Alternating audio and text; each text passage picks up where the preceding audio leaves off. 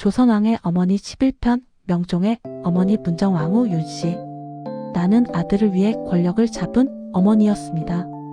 지금부터 한 어머니의 목소리를 조용히 들어주시기 바랍니다. 사람들은 나를 권력에 굶주린 여인이라 말합니다. 욕심 많은 대비 정치에 개입한 어머니, 야심으로 가득 찬 여자.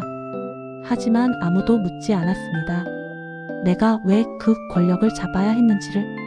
오늘은 아들을 지키기 위해 권력의 중심에 서야 했던 한 어머니의 기록을 들려드리려 합니다. 야심이 아닌 생존의 선택을. 1517년 나는 중종의 두 번째 계비로 궁에 들어왔습니다. 23살, 파평 윤씨 가문의 딸. 명문가였지만 첫 번째 왕비는 아니었습니다. 첫 번째 왕비 장경왕후가 세상을 떠난 후였습니다. 그분은 아들을 낳고 죽었습니다. 인종. 그 아이가 이미 세자였고 나는 그 아이의 새어머니가 되었습니다. 궁에 들어온 첫날 나는 그 아이를 보았습니다. 2살. 어머니를 잃은 아이. 큰 눈으로 나를 바라보았습니다. 이 아이가 세자구나. 나는 그 순간 알았습니다. 이 자리가 얼마나 불안정한지를. 계비. 전처의 아들이 있는 상태에서 들어온 왕비. 내가 아들을 낳으면 그 아이는 세자와 경쟁해야 합니다. 처음엔 그저 왕비로서의 역할만 하려 했습니다. 나는 세자를 잘 보살피겠습니다. 친어머니처럼. 중종께 약속했습니다. 그리고 정말로 그러려고 노력했습니다. 인종은 총명한 아이였습니다. 학문을 좋아했고 성품도 온화했습니다. 나는 그 아이를 미워할 이유가 없었습니다. 하지만 궁궐은 그런 단순한 감정을 허락하지 않았습니다. 1534년 아들의 탄생. 17해가 흘렀습니다. 나는 그동안 아이를 갖지 못했습니다. 중종께서는 다른 후궁들에게서 자식을 두었지만 나는 아무도 낳지 못했습니다. 이대로 끝나는 것인가? 나는 그저 계비로만 남는 것인가? 1534년 마침내 아들을 낳았습니다. 경원대군. 훗날의 명종입니다. 아이를 품에 안았을 때 나는 처음으로 완전한 행복을 느꼈습니다. 내 아들, 내 아이. 하지만 그 행복은 오래가지 않았습니다. 궁궐 안팎의 시선이 느껴졌습니다. 문정왕후께서 아들을 낳으셨다. 이제 세자와 경원대군 사이에 경쟁이 생길 것이다. 나는 그 순간 알았습니다. 이제 내 아들과 세자 사이에 보이지 않는 경쟁이 시작될 거라는 것을. 인종은 16살이었습니다. 이미 세자로서 교육을 받고 있었고 조정의 신하들도 그를 지지했습니다. 내 아들 경원대군은 갓난아기였습니다. 나는 그 경쟁을 원하지 않았습니다. 두 아이가 형제로 지내기를 바랐습니다. 하지만 궁궐은 선택을 강요했습니다. 대신들이 편을 나누기 시작했습니다. 세자를 지지하는 대운과 나를 지지하는 소윤. 나는 그 흐름을 막고 싶었습니다. 하지만 이미 시작된 일이었습니다. 아이가 자라며 나는 점점 불안해졌습니다. 세자는 이미 후계자로 확고했습니다. 하지만 내 아들은? 내 아들의 자리는 어디인가? 밤마다 나는 생각했습니다. 만약 중종께서 돌아가시면 세자가 왕이 된다. 그럼 내 아들은 안전할까? 역사를 보면 알 수 있었습니다. 왕의 이복 동생들이 얼마나 위험한 존재인지. 나는 어머니였고 어머니는 자신의 아들을 선택할 수밖에 없었습니다. 그 선택이 평생의 싸움을 예고하고 있었습니다. 1544년 중종이 세상을 떠났습니다. 50여 년을 사셨고 38년을 왕으로 사셨습니다. 인종이 왕위에 올랐습니다. 내 아들의 이복 형제. 나는 물러나야 했습니다. 대비가 되었지만 권력은 없었습니다. 인종을 지지하는 대신들이 조정을 장악했고 나와 내 아들은 늘 견제받았습니다. 유님, 유관, 유인숙. 대윤의 대신들이 조정을 이끌었습니다. 그들은 나를 경계했습니다. 문정왕후는 경원대군을 왕으로 만들려 할 것이다. 사실이 아니었습니다. 나는 단지 내 아들이 안전하기를 바랐을 뿐입니다. 하지만 그들은 믿지 않았습니다. 인종은 선한 왕이었습니다. 학문에 뛰어났고 백성을 사랑했고 개혁을 추진했습니다. 나는 인종을 미워하지 않았습니다. 그 아이는 나쁜 아이가 아니었습니다. 하지만 몸이 약했습니다. 왕위에 오를 때부터 건강이 좋지 않았습니다. 기침을 자주 했고 얼굴이 창백했습니다. 1545년 7월 인종이 세상을 떠났습니다. 왕위에 오른 지 8개월. 너무 짧은 시간이었습니다. 궁궐에는 소문이 퍼졌습니다. 인종께서 독살당하셨다. 문정왕후가 관여했다. 사실이 아니었습니다. 나는 인종을 해치지 않았습니다. 하지만 세상은 그렇게 믿지 않았습니다. 경원대군을 왕으로 만들기 위해 인종을 죽였다. 그 소문이 평생 나를 따라다녔습니다. 나는 억울했습니다. 하지만 해명할 수 없었습니다. 해명하는 순간 더 의심받을 것이었습니다. 내 아들이 왕위에 올랐습니다. 명종, 12살의 어린 왕. 사람들은 내가 기뻐했을 거라 생각했을 겁니다. 하지만 나는 두려웠습니다. 인종을 지지했던 대신들이 아직 살아있었고 그들은 내 아들을 인정하지 않았습니다. 저 아이는 문정왕후의 아들이다. 정통성이 약하다. 조정을 장악하려 할 것이다. 나는 알았습니다. 내가 나서지 않으면 내 아들은 혼자 그들과 맞서야 한다는 것을. 그래서 나는 권력을 잡기로 결심했습니다. 수렴청정을 시작했습니다. 어린 왕을 대신해 내가 정치를 하겠다는 선언이었습니다. 사람들은 반발했습니다. 데비가 왜 정치에 개입하는가? 이것은 권력욕이다. 여자가 나라를 다스릴 수 없다. 하지만 나는 멈출 수 없었습니다. 내가 물러서는 순간 내 아들이 위험해질 것이었습니다. 대윤의 대신들이 조정을 장악하고 있었습니다.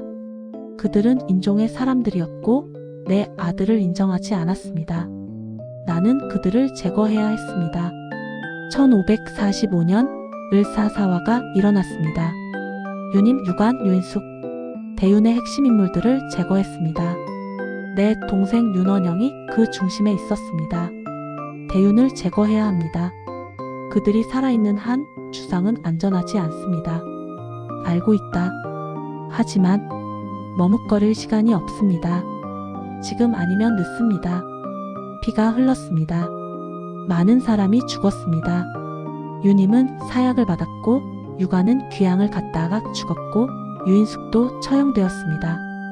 사람들은 나를 잔인하다고 비난했습니다.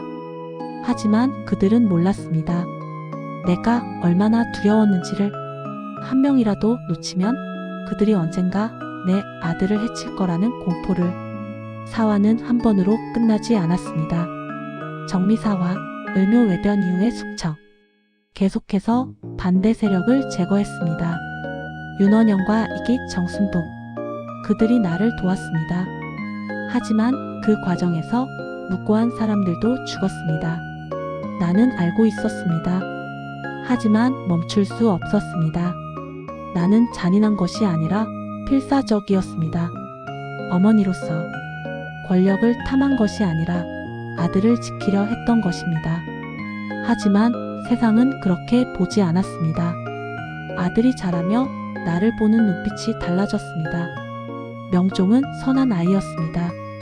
피를 좋아하지 않았고 사람을 해치는 것을 두려워했습니다. 하지만 나는 그 아이를 위해 사람들을 제거했고 그 아이는 그것을 알고 있었습니다. 어느 날 아들이 나를 찾아왔습니다. 어마마마, 왜 그러느냐? 어마마마, 그만하시면 안 됩니까? 아들이 조용히 말했습니다. 무슨 말이냐? 이 사화를, 이 숙청을 그만하시면 안 됩니까? 나는 아들을 보았습니다. 그 눈에는 고통이 가득했습니다. 너를 지키기 위함이다. 나는 대답했습니다. 하지만 아들은 고개를 저었습니다. 저는 이렇게까지 지켜주고 싶지 않습니다. 그 말이 가슴에 박혔습니다. 나는 아들을 위해 모든 것을 했습니다. 권력을 잡았고 적들을 제거했고 밤낮으로 조정을 장악하려 했습니다. 하지만 아들은 그것을 원하지 않았습니다. 그럼 어떻게 하란 말이냐? 가만히 있으면 너를 해치려는 자들이 나타난다. 어마마마께서 그들을 모두 제거하시면 신하들이 어마마마를 두려워할 뿐입니다.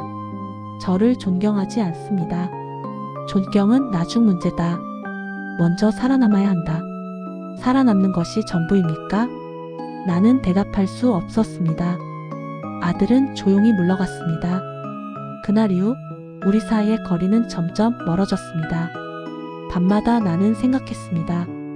나는 무엇을 위해 싸우고 있는 걸까? 아들을 지키기 위해서? 아니면 내 두려움을 감추기 위해서? 나는 그 질문에 답할 수 없었습니다. 다만 한 가지는 확실했습니다. 멈출 수 없다는 것. 멈추는 순간 모든 것이 무너질 것 같았습니다. 수렴청정 8년, 나는 8년 동안 수렴청정을 했습니다. 명종이 20살이 될 때까지. 법적으로는 성인이 되어 친정을 해야 할 나이였습니다. 하지만 나는 권력을 놓지 않았습니다. 아직 이르다. 조정은 아직 안정되지 않았다. 사람들은 수군거렸습니다. 대비마마께서 권력을 놓지 않으신다. 나도 알고 있었습니다. 하지만 두려웠습니다. 내가 물러나면 아들이 혼자 감당할 수 있을까? 1565년 나는 69살이었습니다. 몸이 점점 약해졌습니다. 오래 앉아있기도 힘들었고 기억도 흐릿해졌습니다. 아들이 나를 찾아왔습니다. 어마마마, 이제 쉬십시오. 아직 할 일이 많다. 어마마마께서는 충분히 하셨습니다. 이제는 제가 하겠습니다. 아들의 목소리는 단호했습니다. 나는 아들의 얼굴을 보았습니다. 어느새 30살이 넘은 중년의 남자. 더 이상 12살의 어린 왕이 아니었습니다. 그래, 이제 내가 할 수 있겠구나. 그해 4월 나는 세상을 떠났습니다. 마지막 순간 나는 생각했습니다. 내가 한 선택들이 옳았을까? 아들을 지키기 위해 권력을 잡았습니다. 수많은 사람을 제거했습니다. 하지만 그 과정에서 아들과 멀어졌습니다. 아들은 나를 어머니로 보지 않고 권력자로 보았습니다. 나는 왕의 어머니였지만 어머니는 아니었습니다. 사람들은 나를 권력의 굶주린 대비로 기억합니다. 그리고 그것을 부정하지 않겠습니다. 나는 권력을 잡았습니다. 수렴청정을 했고 사화를 일으켰고 많은 사람을 제거했습니다. 하지만 그 모든 것의 시작은 두려움이었습니다.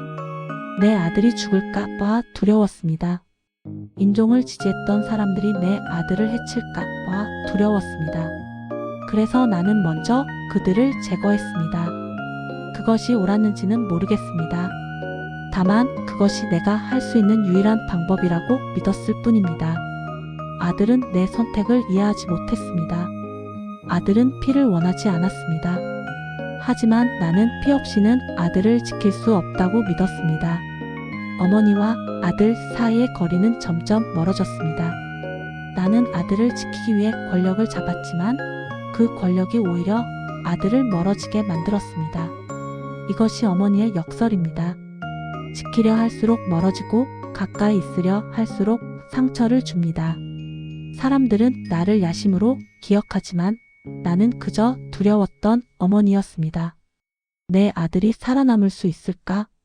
내 아들이 안전할까? 내 아들이 왕으로서 존중받을 수 있을까? 그 두려움이 나를 움직였습니다. 당신이라면 어떤 선택을 했을까요? 아들을 위해 권력을 잡았을까요? 아니면 권력을 멀리하고 위험을 감수했을까요? 나는 전자를 택했고 그것이 내 운명이었습니다. 이야기는 과거의 기록이지만 어머니의 마음은 지금도 같습니다. 누군가의 어머니였던 삶, 말하지 못했던 선택, 그리고 끝까지 남은 마음. 조선의 어머니들도 우리와 다르지 않았습니다. 나는 아들을 위해 권력을 잡았습니다. 하지만 그 권력이 아들을 지켰는지 아니면 아들을 외롭게 만들었는지 나는 아직도 답을 모르겠습니다. 다음 편 예고. 다음 이야기는 왕비였지만 왕세자의 어머니였지만 포로로 끌려가 아들과 함께 청나라 땅에서 견뎌야 했던 한 어머니의 기록입니다. 효종의 어머니 인열왕후 한씨. 그녀가 심양에서 겪었던 치욕과 인내, 그리고 끝까지 지킨 자존심을 들려드리겠습니다.